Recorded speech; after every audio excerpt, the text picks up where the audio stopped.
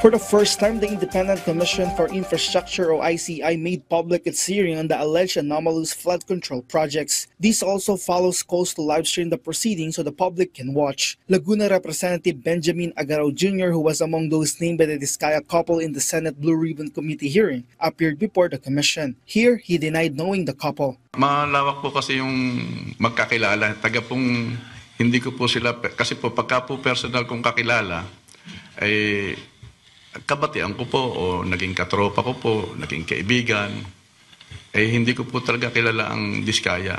He was also asked during the hearing whether he knew a certain Alvin Mariano who was mentioned by the Diskayas. According to ICI member Rogelio Singson, it appears that Mariano was the one communicating with the Diskayas. He was allegedly representing the legislator. According to Agaraw, he knows Mariano, who he said is a contractor. Doon po sa term ko, hindi ko po nakilala si Engineer Alvin Mariano, hindi ko po. Engineer pala siya.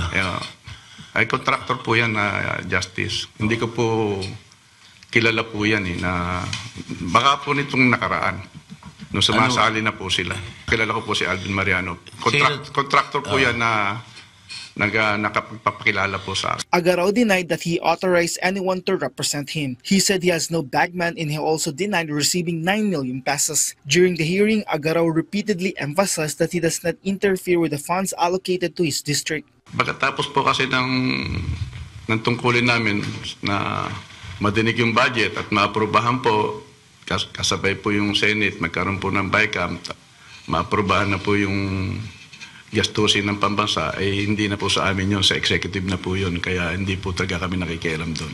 He said he focuses only on projects in his area. He added that he was not a legislator from 2022 to 2025, which is the alleged period in which he is being implicated. Agaraw also refused to voluntarily surrender his cell phone to the ICI. After this, officials from Land Bank of the Philippines also appeared before the ICI hearing. There, they provided detailed explanations regarding the budget preparation process and the mechanisms for fund allocation. This included details on the flow of funds from the Department of Budget and Management to the Department of Public Works and Highways and then to contractors handling the flood control projects. Meanwhile, ACT Teachers Representative Antonio Tino urged ICI to investigate the flood control projects in Davao City from 2019 to 2022 worth 4.4 billion pesos, which he claimed were allegedly anomalous, covering 80 contracts. Merong double funding, merong mga iba yung location at saka mas maikse yung flood control project kaysa dun sa inaprubahan sa budget, so